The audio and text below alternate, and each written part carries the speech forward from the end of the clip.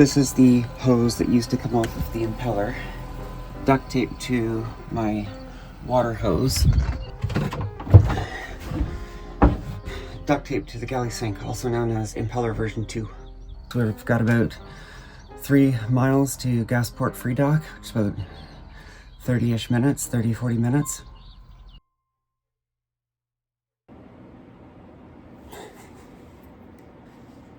This is a bonus video. A year and a half ago, when I was bringing the boat home from Annapolis, Maryland to St. Catharines, Ontario, I had a few good problems. Stopped for fuel, realized I couldn't start the boat. This guy came around, his starboard pulpit caught my starboard pulpit. He started to spin around, and I started hearing cracking. We just broke down. Beautiful scenery. The Canal Corporation estimates the repair to the bridge's motor will be completed in approximately 3 weeks. Would have saved us probably a solid 2 days. Unless there's some miracle between now and we reach the end of Oneida, we're going to be taking the long road after all. The engine's not starting. The most dramatic one was, towards the end of the Erie Canal, I had noticed the water coming out of the exhaust was getting less and less. And eventually, the engine overheated. I had just laid down to have a nap, so I woke up. I wasn't particularly clear-headed. I knew what the turning radius of my sailboat was with an engine. I got up into the cockpit, killed the engine, and tried to turn around to the tow path. Obviously, without the engine, the turning radius was larger, and I hit the rocks. When I hit the rocks, obviously the water in the bilge sloshed. It turned on the bilge pump, so as soon as I hit the rocks, I heard water start coming out the back of the boat. You can imagine what I thought. And we started to swing out, and we were going to block the Erie Canal. The speed limit on the Erie Canal is only 5 knots, but people routinely go much faster than that. So I wanted to call the Coast Guard to put out a securite, just basically saying, can you put out a notice that there's a boat crosswise across the Erie Canal? So I called the securite. I said that we had struck the rocks, that the bilge pump had come on, and that I was swinging out into the Erie Canal. In hindsight, I understand how that sounded. Obviously, that sounded pretty dire. When we struck the rocks, Colin had thrown the anchor down, so the bow wasn't moving. But there's a current on the Erie Canal, and then the boat was starting to swing out, and I wanted to stop that. So right after calling the securite, I handed the radio to Colin. I grabbed the spring line that was still set on the starboard side, and I jumped overboard. And I swam up to the shore, and I pulled the boat in and tied it off to the rocks. My main concern was don't block the Erie Canal. I got back on the boat, got back on the radio with the Coast Guard and said, look, we're no longer a danger, we're fine. By that point, the bilge pump had turned off. There was no more water coming out the back. Then the guy said, listen, we don't service the Erie Canal, so we called the local police. Just like out of a movie, it was cheesy as hell. I'm laughing about it, thinking it now, but I looked back, it was a really nice summer day, as you'll see in the video. And all I saw was this cloud of smoke as a car was just ripping up the tow path. And I says, can you please call them and tell them it's not an emergency? Which the Coast Guard did. But I think it must have been a slow day because 6 or 7 police, fire, and everything showed up. I got back in the water to swim around to the bow to see how much damage I had done to the bow. Here's a clip, you can see it's not bad. You can see I scraped a little here. You see a little bit of fiberglass here, but nothing too terribly serious. A little bit of gel knocked out here. This seems to have taken the brunt of it. A little bit by the drain for the anchor locker, and a little bit above it. Oh, yeah. Nothing that can't be fixed. I was sitting in the water, and at that point it was just the first officer there, and I says, can I take a minute, please? And the officer kind of looked at me like, what? And I'm like, I just need to vent for a second. And he was like, okay. And I just let out I think I earned my sailor stripes that day for, I just cussed up a storm for about a minute. And then I was like, all right. And I looked at the officer and said, thank you, I'm better now. The cop had a laugh, swam around, climbed back on the boat. So they all left, and I hit a pretty low point shortly after they left. I I've had a lot of up and downs in this project, and I think that was the point where I hit the lowest. And Colin, this bonus video is principally about two things. The first is I made a mistake in that in the days leading up to the event, and then after I actually broke down, I had got it in my head that I had an air leak somewhere. Air was getting into the system, and that's why I wasn't getting as much water. I made that assumption because in preparing for the trip home, I had replaced the impellers, I had replaced the belts, I had replaced all the hoses. So I knew I had a fresh impeller in there, but when I was putting the system back together, I had constant issues getting a seal on the sea strainer. I had an issue getting a seal on the heat exchanger. I'll show a couple clips. The antifreeze is still in it, which means the water has not been cycling through this at all. I was talking to somebody and they're thinking it might be not getting a good seal on the sea strainer, so when the pump tries to run, it's sucking air. That's probably not sealing.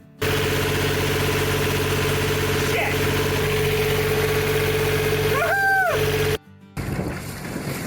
I cannot tell you how happy this makes me. Holy shit, this has been a fight. And so when I was noticing the water coming out of the back diminishing, I just assumed somewhere there had to be air coming in. And I was so sure of that, I did not entertain any other thoughts, which was the mistake, and one of the reasons I wanted to make this video, to show how important it is not to assume you know what the source of the problem is. If I had have realized, oh, this might be the impeller, then when I was near a town, I could have popped the impeller, I would have seen it was coming apart, and I would have been able to fix this and avoid all the drama. Lesson learned. But the second issue, and the reason why I want to release this over the holidays, I paused when I said that Colin, when I hit my low point, Colin sat down and said, you know, look, this is like a year from now, you're going to look back on this and you're going to laugh. I remember after we were done talking, the key thing that I got into my head was, if I can't keep my shit together, when I have a problem on the Erie Canal, shallow water, no risk of harm to a person whatsoever, like both of us were never in any danger, how the hell am I going to keep my shit together when something goes wrong, when I'm in the middle of the Pacific and there's no help around anywhere? Now, it wasn't just this one event. This had been the culmination of losing the alternator, what I thought had been a lost starter. I had the breakdown on the Hudson. I had a crew who'd vanished on me.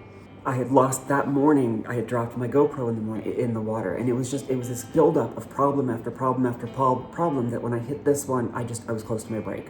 And Colin did a fantastic job of guiding me back on solving the problem. After that, I started calling him the Chief Keep Maddie from Losing Her Shit officer. After I settled down, I started trying to say, okay, well, how am I going to solve this? And I couldn't come up with an idea. So I sent out messages to Reese, Sailing Zora, who I ended up doing the Halifax to St. John's passage on there earlier this summer. And I reached out to Damien at Project Brewpeg. Reese, he's a really funny person. He had me crack a few jokes and lighten the mood, that's for sure. But it was Damien who really dug in. It's like, okay, well, let's think about what you've got and let's find a solution. And he was the one who had the idea of hooking the hose up, my fill hose, to the galley sink so that I could use the fresh water in my tanks and the pump from the freshwater system to run the water into the heat exchanger, bypassing the impeller that pulled water up out of the sea, and use that to limp the boat to the next port. When I had gone through the previous bridge or lock, I can't remember which it was, they asked me, what were my intentions, and I said I was going to pass through the next lock. Lift bridge. I was going to pass through the next lift bridge. And obviously I didn't make it. After the lift bridge closed, the bridge operator came back and found me. He's like, yeah, I was waiting for you at the bridge. You never showed up. He was like, I kind of hoped I wasn't going to find you here. Really friendly guy. Well, the next morning, like 7 in the morning, so before his shift started, he came and pulled up beside me again. And he said, what are your plans? And I told him the water plan we had going on. And he's like, all right. And he drove beside me. He paced me the entire way. When we got close to the lift bridge, he yelled from the car. He's like, you don't slow down, or we'll have the bridge up. You just keep going.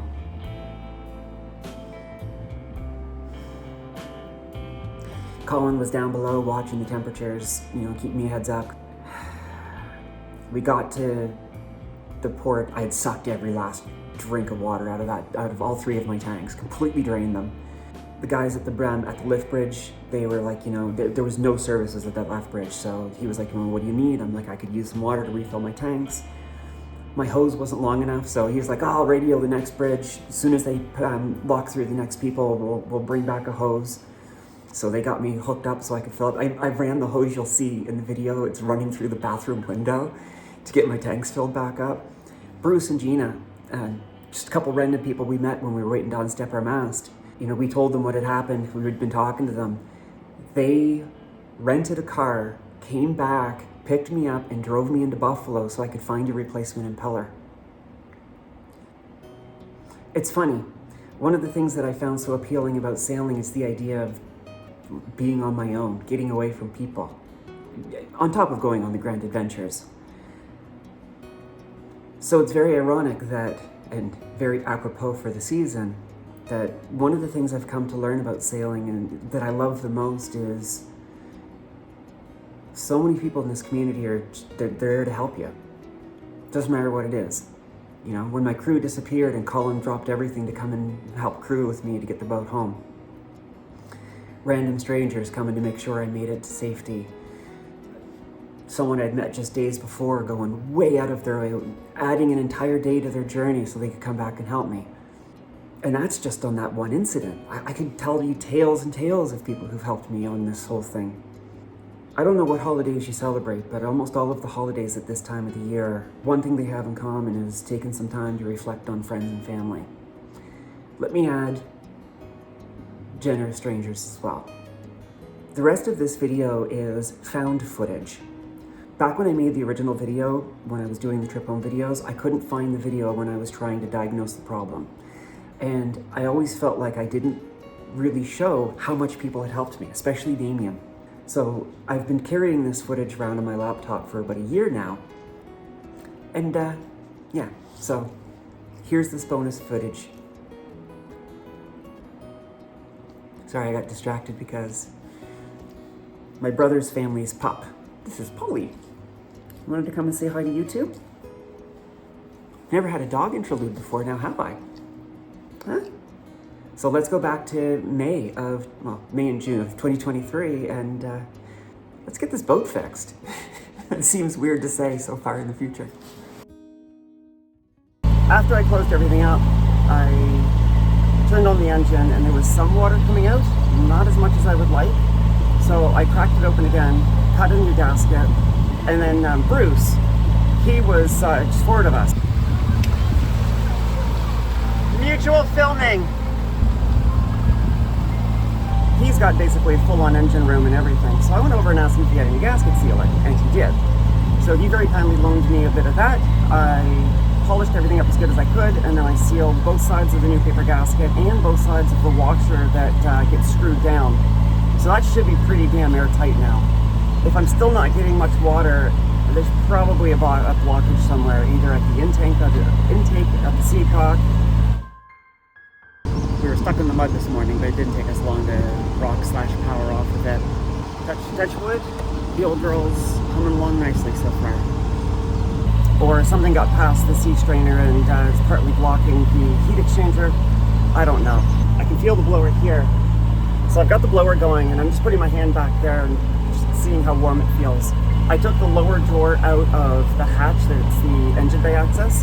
So with the blower going, it's drawing air in from the front of the engine by the V drive, sucking over and being blown out the back. So I'm getting a certain amount of Volkswagen-esque air cooling as well.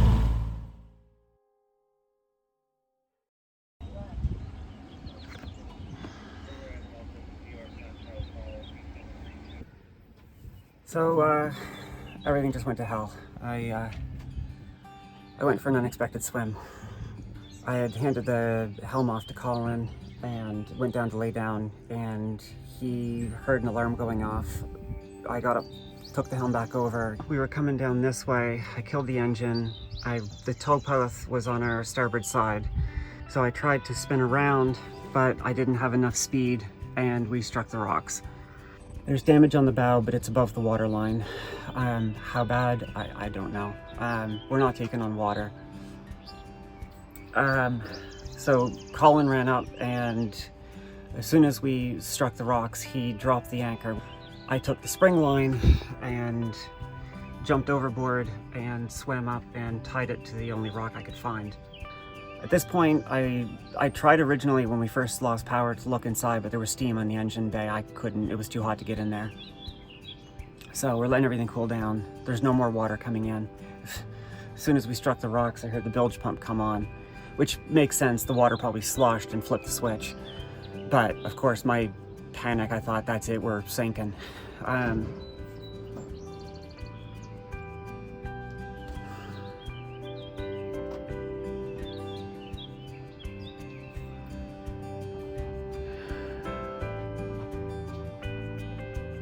When it cooled off enough, I looked into the engine bay. There is no coolant in the overflow reservoir, so I suspect what happened is somehow we lost seawater cooling and the fresh water boiled and started just vaporizing, and that's where the water I saw in the companionway came from. It's 5 something. I've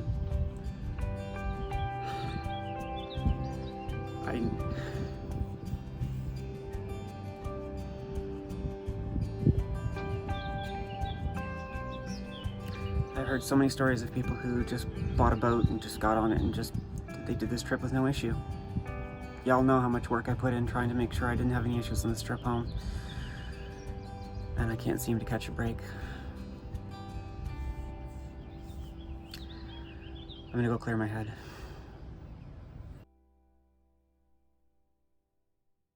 Back on the Canon to do engine work because I don't have a danger cam anymore. It's been a great day. Things have been cooling off. I'm not going to touch the freshwater system yet. I'll leave that as long as I can. There's got to be a blockage somewhere in the freshwater system. The right thing to do, the ideal thing to do, would be to take the coolant line off the sea strainer inlet and see if I get water out of that. Problem is, when Amy and I took it off, it was an absolute fight to get it back on. So I'm really reluctant to take that off. So I think what I'm going to do is close the freshwater intake Seacock, and then take the hose off that, which is relatively easy to get off, and see if I get any water coming in. If I can, it's not there. If I can't, something's blocked the intake. This would be normally where I would take the GoPro and just let the mics run sync, but I'll do my best for you guys.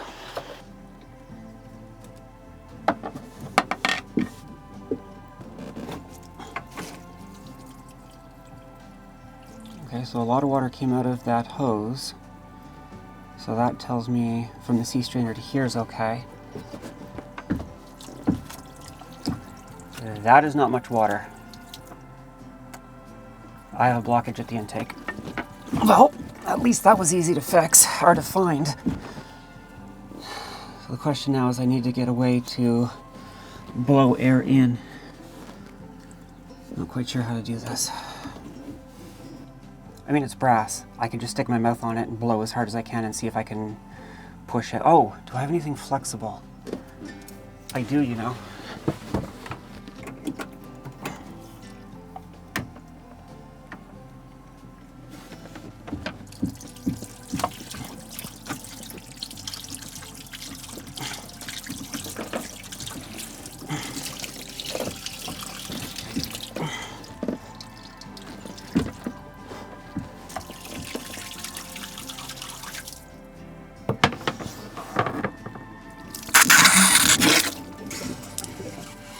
Well, I heard it come outside the boat.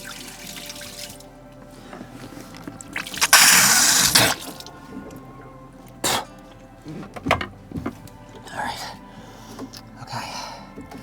I think I can fairly say that there's water coming through there now. Oh, that was disgusting.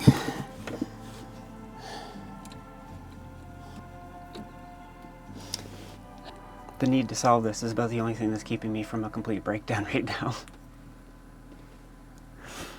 So I'll tell you, I don't have many nerves left. I think what I should do, if I don't want to mess with the sea strainer, which I don't because I just put the new gasket and the gasket sealer on it, is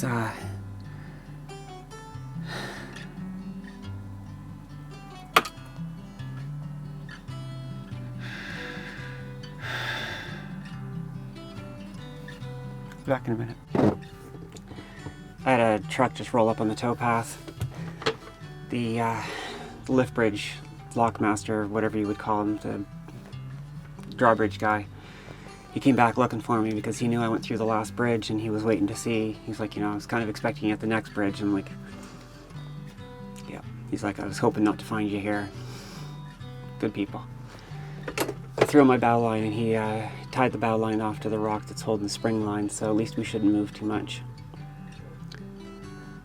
I gotta get the next line off the heat exchanger. It could be that there's a blockage in the heat exchanger as well. I think what I'll do is when I take the line off the heat exchanger, I will blow and see if I can hear bubbles coming out from under the boat. If I can, I will try to suck to siphon the air out and see if I can get the end of the hose below the sea level, or below the water line, and see if I can get a steady flow of water. If I can, then up to the heat exchanger should be okay. At that point, I will take it off the exhaust elbow and do the same thing. Blow out. Oh, maybe at that point it would be a bit hard to blow out. Take it off the exhaust elbow and just put it down below the water level and see if I can siphon it and get the water flowing. If I can't, I'm going to have to crack open the heat exchanger. Don't think I'm going to get you into the engine bay, but at least you'll hear me. I'm going to go in and take the line off the intake to the heat exchanger. I'm going to try cracking the heat exchanger of fresh water as well. Hello. Hello. How you doing? Yeah. Yeah, boats suck sometimes. In all the time that I've had it and everything I've done, it has not made me cry yet until today. Well, look at it a different way. This is one more reason to throw the diesel in the skip. Dude, if one more person says, "Oh, well, you've learned diesel now, why don't you just keep it?" I'm going to throw the diesel at their head. You could give it to them. I'm currently in the lazarette trying to figure out what's what. I was just about to try taking the hose off the heat exchanger, but I realized the impeller's there. And now I'm wondering if the impeller is slipping, or if the impeller's shot. Probably find the impeller's melted if your engine's gone hot. Which would leave me in a pretty bad spot. It's pretty normal that the impeller goes pretty early. But so tell me what happened. What happened on the motor? Yesterday I noticed it was running a bit warm. So this morning I opened up the sea strainer, pulled a bit of debris out, put it back, and it still wasn't really putting out as much water as I'd like. It was putting out water, but not as much as I would like. I had another boater nearby that I've been talking to for a while, and I asked him to come over. He's a mechanic. And I said, you know, what do you think of this? He's like, it should be all right, you know. So I'm like, all right, and I left. And I'd been running the exhaust fan so I could keep a monitor of how hot the air was coming out of the back of the engine. And it seemed fine. Been running for 5 hours. I asked Colin, the crew who's helping me, to take the helm so I could go lay down because I was really tired. He suddenly got my attention. I ran up and the high temp alarm had gone off. So I shut the engine down.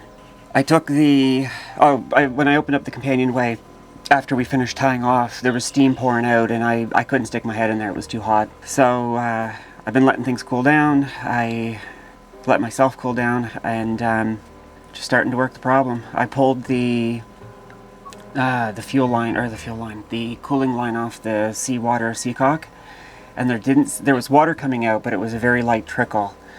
So I stuck my mouth over it and blew, and I heard a whole bunch of bubbles come up the side of the boat, and it seemed to be coming out faster afterwards, so I might have had a block in there.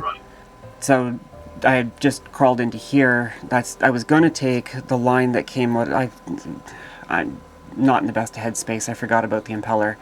I was going to take the line off and see if I could put it below the water line and see if it was running, but of course I can't because the impeller's in the way. So Have you got any other pumps that you could use? Like, can you Could you bypass it, put a bilge pump there, and bypass the impeller and force water through with a different pump? I do have a spare impeller, but I don't think I have the right size fittings for it. Sorry, I have a spare bilge, but I don't have the right size fittings for it. Are you near supply? I'm in the middle of rural nowhere. There's nobody here. The fire department says they don't even have boats to come out and help tow me to the next place. Well, okay. So, Yep. I gotta solve this. Okay, you could go really old school. We just need gravity-fed water getting into that engine to cool it. So you could do a bucket of some sort with a pipe that, like a big funnel type thing going down, and you just keep scooping buckets of water and fill up your drum or whatever. Yeah. I see what you're saying. I'm gonna crack the impeller and see if it's burned up. Yeah. If it's burned up, I have spare impellers. I don't know if I have a spare one for the fresh water. In terms of the engine, you shut it off. It didn't stop. No, I shut it off. I asked him how long the alarm was going off for. He said about 15 seconds before he blew the air horn, and I bolted up here, took the helm, and killed the engine right away. Because I knew if I burned up the engine, there was no hope. Okay. That was my concern. I wasn't sure if the motor stopped or if you stopped it. No, I stopped it right away, and I haven't tried turning it over since. Because you've only run for 15 odd seconds and then you shut it down, it's probably okay. But what I would recommend is make sure you let the engine go stone cold before you fire it back up again. Yeah. And it might smoke a bit when you run it, but who gives a shit? You just got to get home. So I've got another 150 miles to go, though. Doesn't matter what condition the motor is when you get there. I've been hoping to sell it to help pay for my electric motor because, anyways, yeah, you're right. I don't. Yeah. I know. It's morning here, so I'm here all day. So if you need to bounce any ideas, just sing out. Happy to just do whatever. Thank you very much, sir. That's all right. I appreciate it. I really do. Yeah. Jess is here if you need to have a meltdown and talk to someone and just fucking yell into the phone for a while. I was trying to. I'm here for that. Pardon? I'm also here for that, by the way. I'm also here for that too, but I may have the sarcasm coming out because it's okay. That's how I'm wired. A little dark humor helps. Yeah, but like you said, I gotta let everything cool off, and I can touch the engine now. I was about to crack this and see if I got steam out of it, so I was gonna put the towel on it. If you want to watch the show. Yeah. Oh, okay. Well, for better or for worse, nothing. Oh, there's water in it. There's water right up to the overflow. So that's fresh water? That's my coolant, my 50-50 coolant mix. Ah, that's a fucking good sign. Yeah. Oh, that's a good sign. That's a really good sign. I still have coolant in the reservoir. I thought I boiled it off entirely, but there's still some there. Oh, lovely. Okay, so we might have just killed the saltwater impeller, maybe. Yeah. The problem is, that's the one impeller I don't think I've got a spare for. The fresh water is the critical one, and it sounds like that's not a big deal. That's still there. Yeah. Which also means your heat exchange is okay. You haven't blown any of the O-rings or anything like that. Well, I completely re-serviced the heat exchanger before I started this trip, right? Yeah. So, I had already cracked the soap. I'd replaced the gaskets. I think my next thing is I need to pull. Pardon?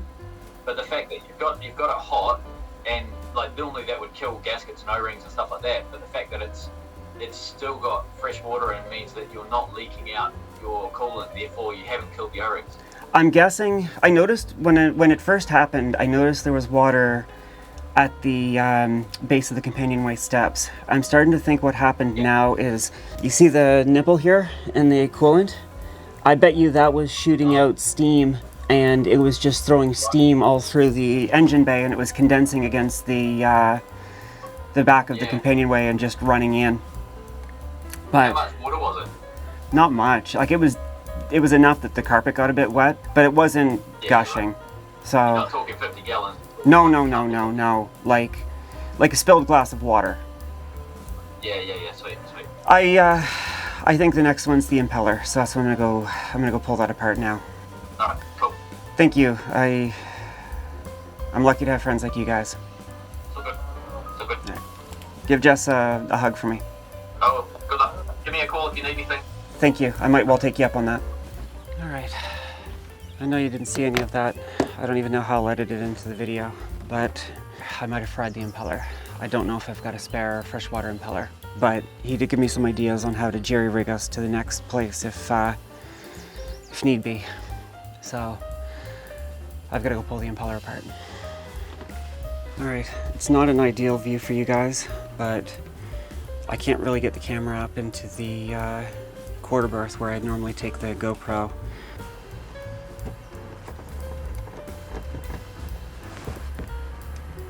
Well, there's water coming out of the impeller housing.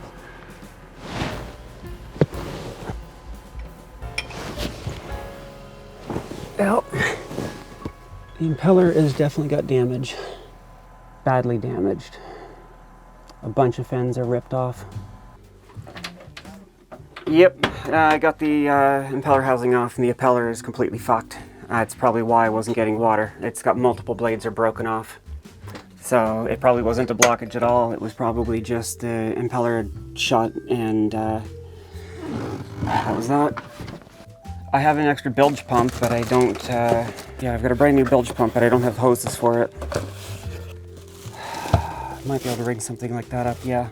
Okay, yeah, I know what you're getting at. Let me go through my stuff. You asked me to let you know what things were, and now I know where things are.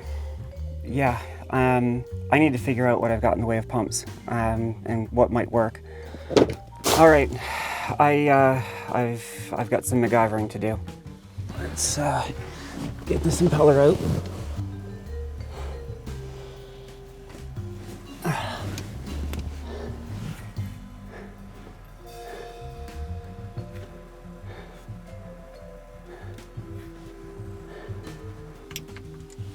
Well,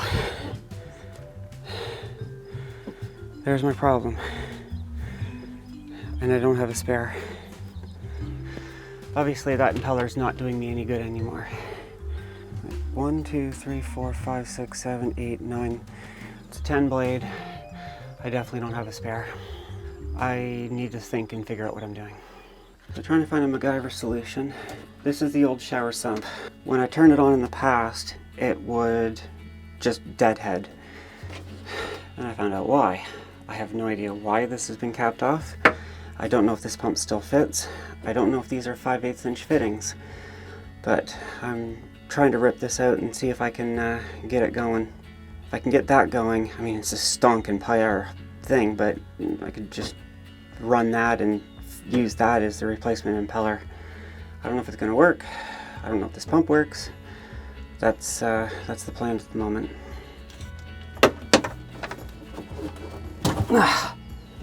That's well above the water line, so I'm not worried about that. What I don't get is there's this 40 PSI thing. I guess that's a booster of some sort. There's 3 wires, 8.8 gallon per minute. It's probably more than we need. 12 volt, 15 amp fuse breaker, wiring. Plus is orange, minus is black. What's the red? I'm assuming that's the intake. I'm going to take this off and see if I can put it on this side. Stick this in a bucket and see if I can spray water out of here. If it's not working, there's no sense cutting wires.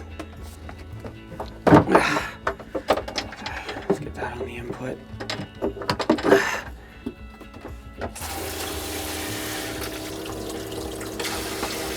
Okay, that's enough to see if this works. Where is this going to shoot the water out? It's going to shoot it out like that. Assuming it works at all. Shower sump is on. This is going to absolutely rocket water if this works. Nope. As soon as I did that, it almost tripped the breaker. That pump is shot. Can you check to see what the winds are calling for tonight and tomorrow? 10 kilometers an hour, right, okay. Which direction? Okay. I was just talking to Damien again, and he's also saying, look, kedge, which means take an anchor, go off a little bit, and pull the arse off the rocks. So during the night, I'm not bouncing off the rocks. So I'm going to pull the Danforth off, and I'm going to try to use the boom line to tie off to that anchor. Colin is currently inflating, or is going to be inflating the dinghy, and I'll pull it off a little bit, drop the anchor, and see if I can pull us a little bit clear of there so that we're not banging on the rocks tonight. I don't know how well this is framed, but Colin stretched out the dinghy, and now I'm trying to pump it out.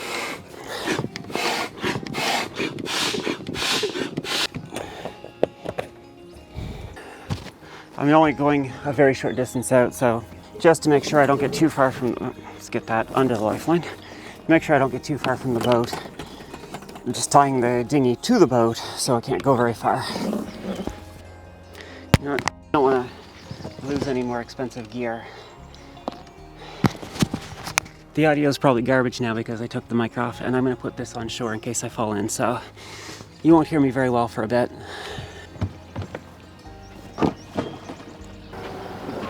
Okay, let me know when you want me to let go of this thing. This line here, can you hold on to it? That, once I drop the anchor, I'm going to get you to pull on that to pull the stern off the rocks. You see that white line with the blue? Yeah, hold on to that. That's the other end of the anchor. All right. I mean, you're going to drop the anchor, we're going to try to pull. Yeah.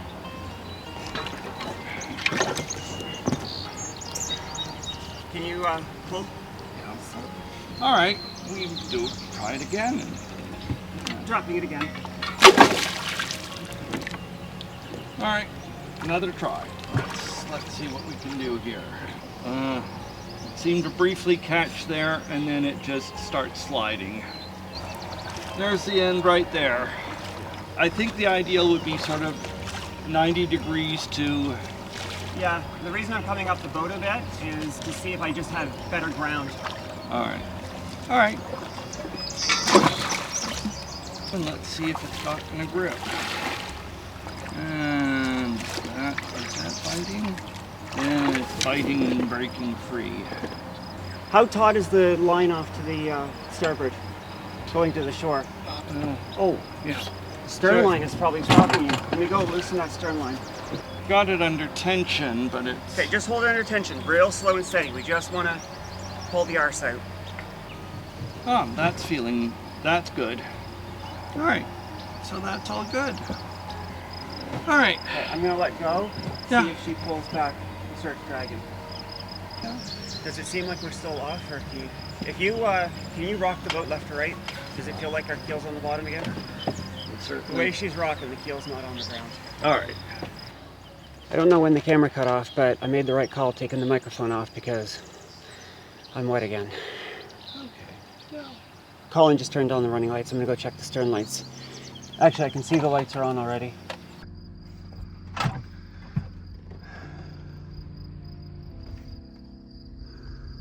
Got my bow and stern lights on, and I got a flashing light.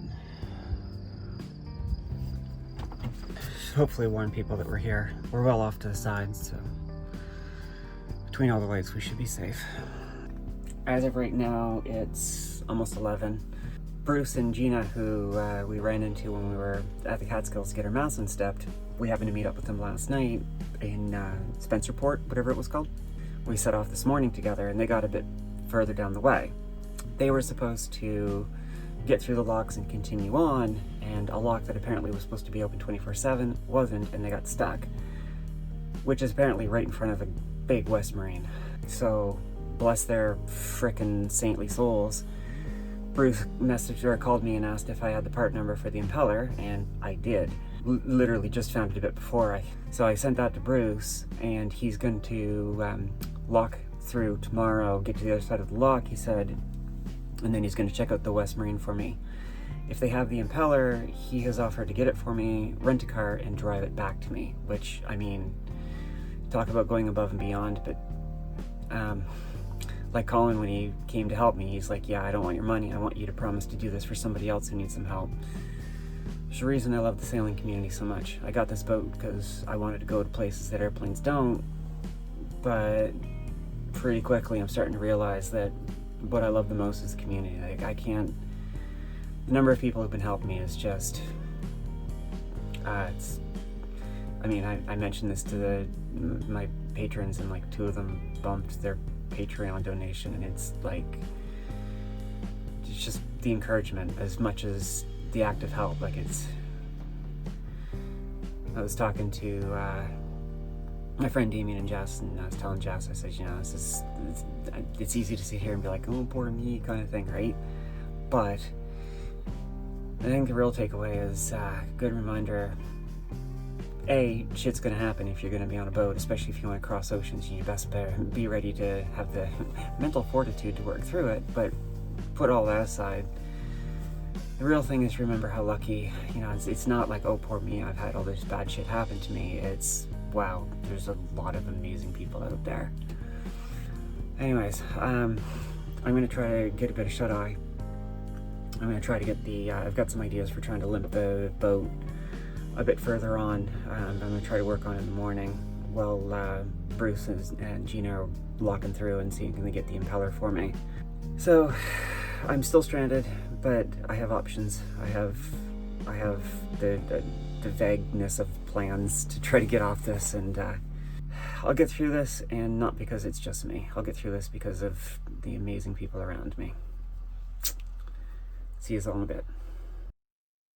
I can't remember who gave me this idea, but what I'm gonna try right now is I've got my water fill hose tied to the galley sink. Goes through the engine bay.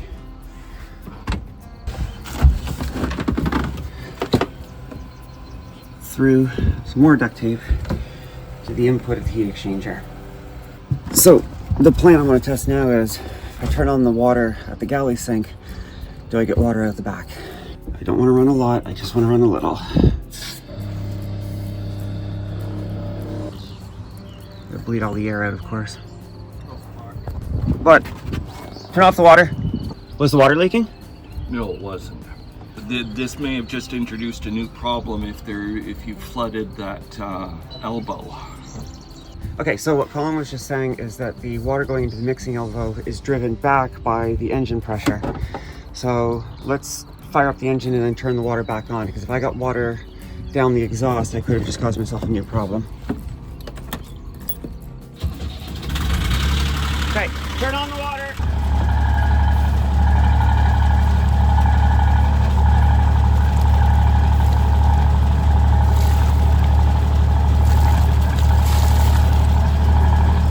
Turn off the water. Water's off, right? Yeah, water's off. We have water at the back. Okay. All right. So we have a game plan. Sorry, No, that was a very, very good point. I'm glad you brought that up. Watch your head. I didn't even think of that. So we have a game plan. We have a way to get moving. All right. Let me go see how much leaking there was down below, and then we'll start getting buttoned up and ready to head to Gasport.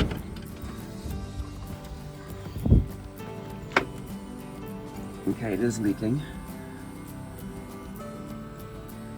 but not horribly so. I'm gonna more duct tape this. I mean, do I really care if it's leaking a bit?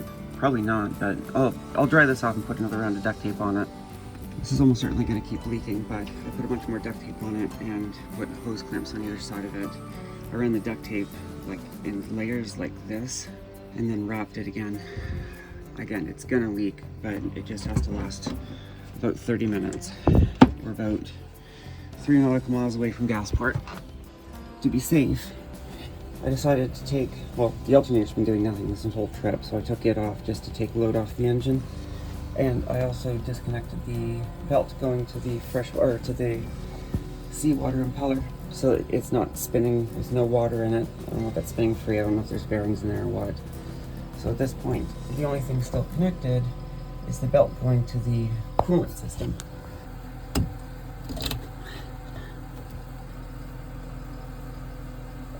Water's right to the top. I'll put a little bit in just to bring it right to the top. But, and there is coolant in the reservoir. I filled up the tanks a short time before we left, so we should have a decent amount of water. We're not going to run it really fast, we just need to run it enough to keep some of the heat coming out of the freshwater loop. So that's the plan for this morning. Excuse the very brief update, but we are underway. We've done half a nautical mile, we have 2.5 to go. We're doing 4 knots at about 1700 RPM.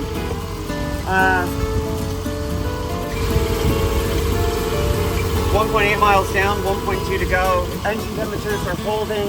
It's just a question now of how much fresh water we have. If we have enough fresh water, we make it. If we don't, we don't. The canal people have been absolutely amazing. They've been doing everything they can to help. They're ready for the lift bridge. As soon as we come up, they're going to lift it so we don't have to stop. I can't speak highly enough of the New York Canal people. They're fucking amazing. Pardon my language. 0.9 miles. Around 64, 65. So they're warming up. Right. 0.6.